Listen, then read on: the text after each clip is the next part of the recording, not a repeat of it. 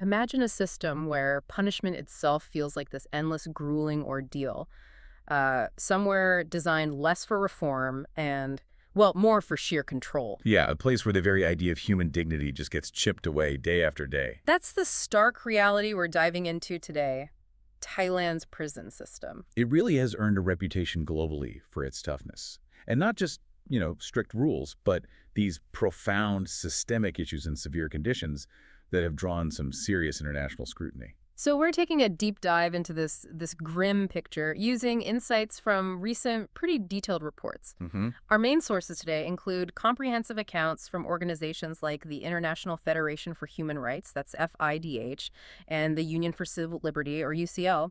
And they really do paint a challenging scene. Definitely. So our mission for you listening in is to pull out the key insights from these reports. We want you to grasp the core challenges inmates face, understand the broader implications, for justice for Thai society as a whole, and ultimately see why reform isn't just a good idea. It's, frankly, urgent. And when we talk about urgency, we really have to start with just the sheer scale of the problem, this crisis of overcrowding. What are the numbers telling us here? Well, it's astonishing how pervasive it is. Chronic overcrowding isn't just an issue. It's more like the defining feature across Thailand's correctional facilities. Okay. In 2024, the prison population overall exceeded capacity by 12%. But, that's just the average. Right, an average can hide a lot. Exactly. If you look closer, 71% of the country's 143 facilities are operating beyond their intended limits. 71%, that's almost everywhere. I've seen some reports putting occupancy rates as high as 145%. That's right. Nearly 1.5 inmates for every single available bed or space. Wow. So how does the system even get to this point? What's driving it? Well, it's not really an accident. The main driver is Thailand's incredibly high incarceration rate, especially for drug-related offenses. Ah, the drug laws. Yeah, they account for a staggering 73% of the entire prison population. 73%. It really shows this deep-seated reliance on harsh drug laws as the sort of primary solution, turning prisons into de facto drug detention centers, not really correctional facilities aimed at rehabilitation. So, okay, we have these numbers, these percentages, but Yeah. what does this actually look like on the ground, day to day, for an inmate? It's dire. I mean, cells are so cramped, inmates barely have room to lie down, let alone sleep properly. Many facilities fall way short of the international standard, which is already quite minimal at 2.25 square meters per prisoner. So people are literally on top of each other. Pretty much. Inmates often have to sleep in shifts just to manage the limited floor space. It's this constant physical struggle just for personal space. And with that kind of density, I mean, health and hygiene must just plummet. You can almost picture it. Precisely. Conditions become incredibly unsanitary. There's not enough access to clean water, basic working toilets, even fundamental things like soap or hygiene products. And poor ventilation is rampant, which just massively exacerbates health risks. Yeah. We're talking about an environment where diseases like tuberculosis, asthma, scabies, they don't just exist, they flourish. Ah, that sounds awful. And this vulnerability was tragically highlighted during the COVID-19 pandemic.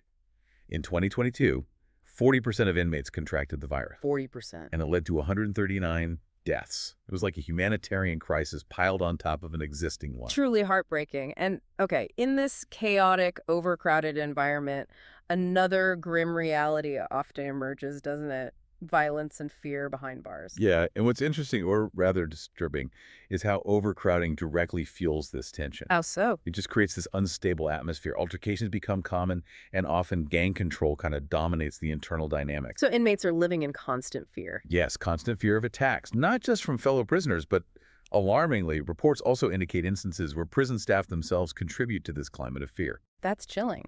The people meant to maintain order potentially being a source of fear.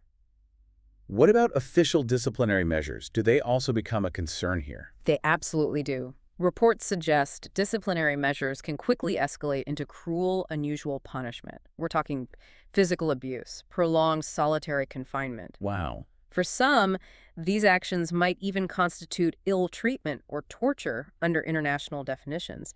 It's deeply concerning, this blurring of the line between discipline and abuse. And there's a recent, very tragic example that really brings this home, isn't there? A specific case.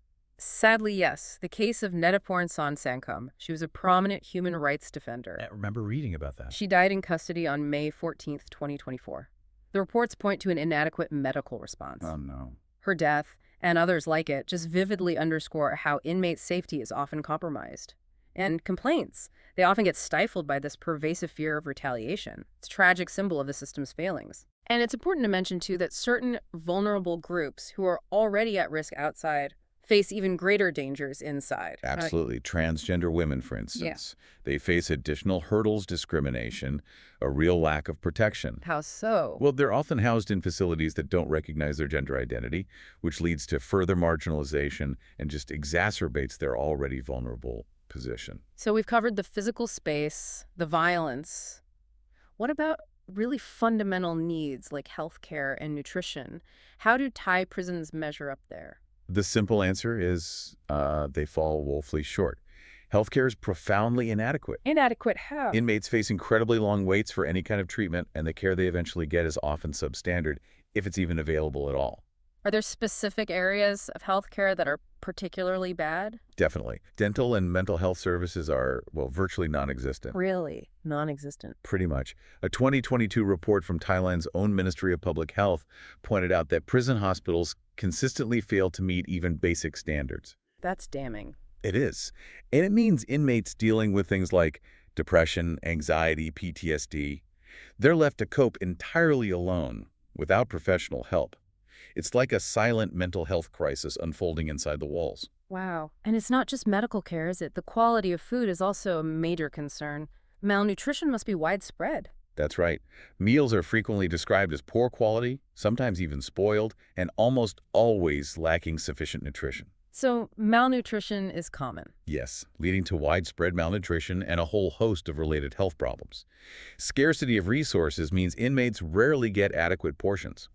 And to make things worse, access to clean drinking water is also a significant challenge. These conditions, they sound like they violate basic human rights. They absolutely do. And they strip inmates of their dignity day in and day out. It really sounds like the entire system is geared towards control and punishment, with very little, if any, focus on preparing inmates for life after release. Is that a fair assessment? Unfortunately, yes, that's pretty accurate. Thailand's prison system is fundamentally designed more to punish than to rehabilitate. What does daily life look like under that philosophy? Often it involves grueling labor regimes. Very little rest, sometimes in extreme heat or conditions, and refusing to work.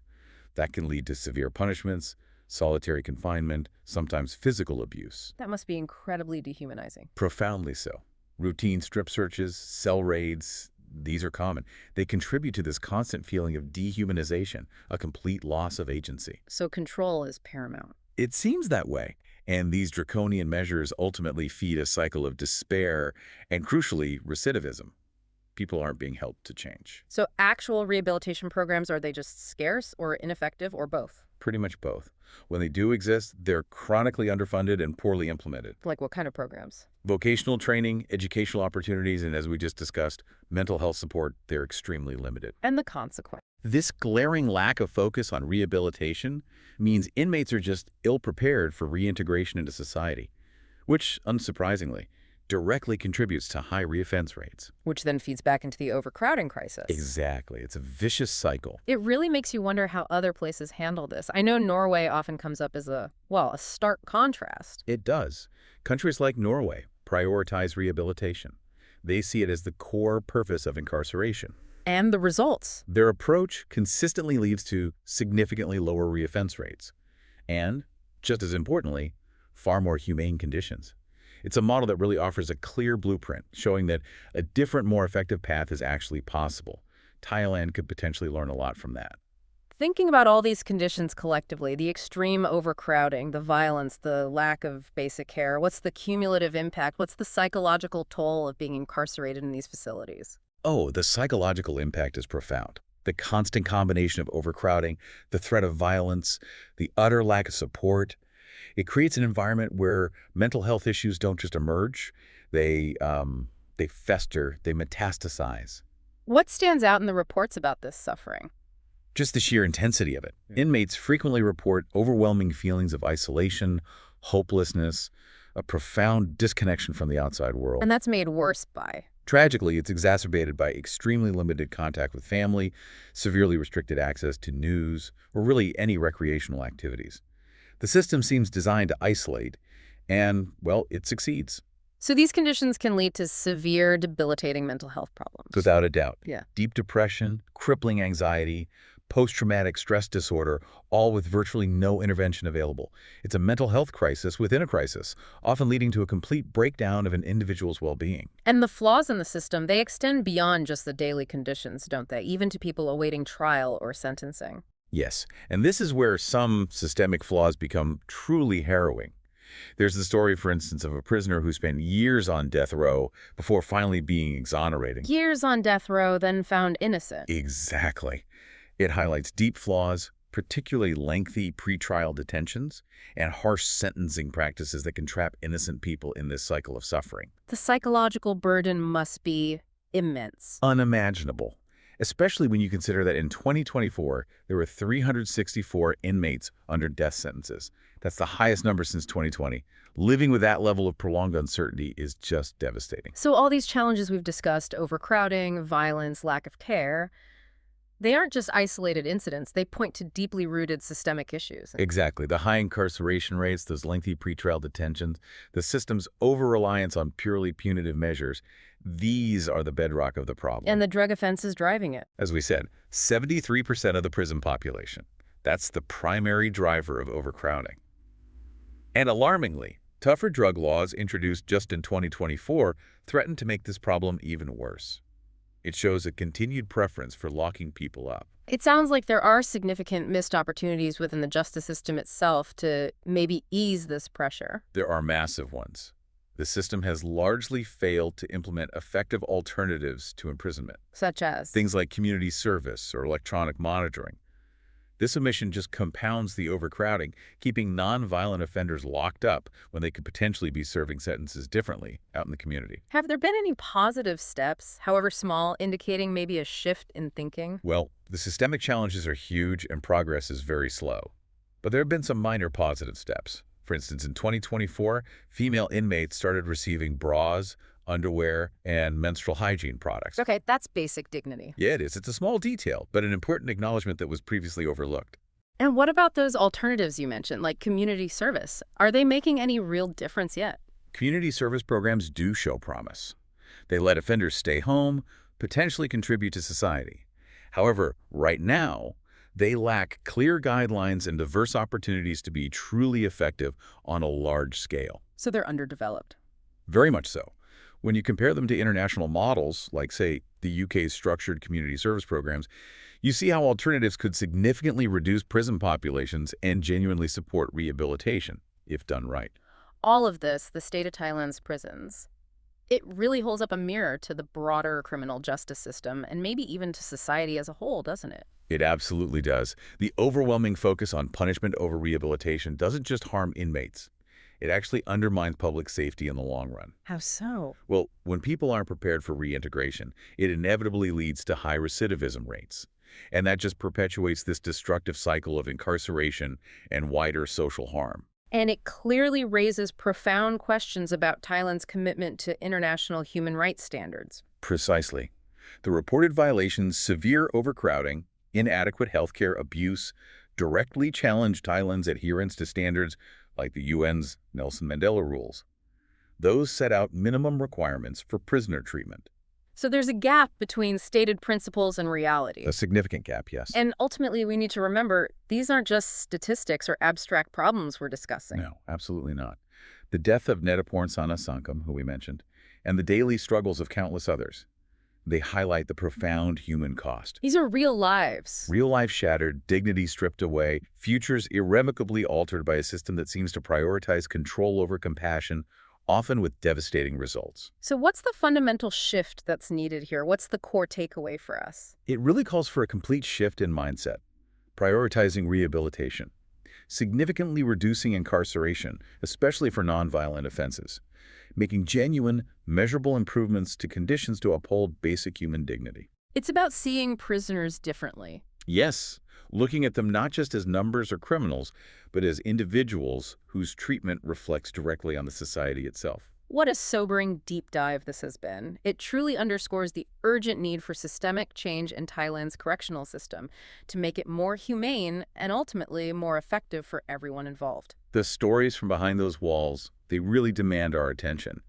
But more importantly, they demand action and a serious reevaluation of what justice truly means. It really makes you wonder, what does it mean for a society when its justice system seems to prioritize control over compassion?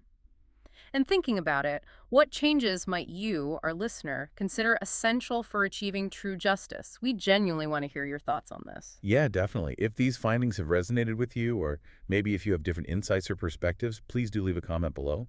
Let us know, do you agree or disagree with our summary of Thailand's prison conditions? We're always keen to hear different viewpoints. And while you're doing that, please don't forget to visit Mind Expansion Daily. That's where you can find more deep dives and insights into complex topics just like this one. Hmm. You can find us wherever you get your podcasts, so please make sure to like and subscribe to Mind Expansion Daily. That way you'll never miss a deep dive. And one last thing, please let us know in the comments where you are listening from.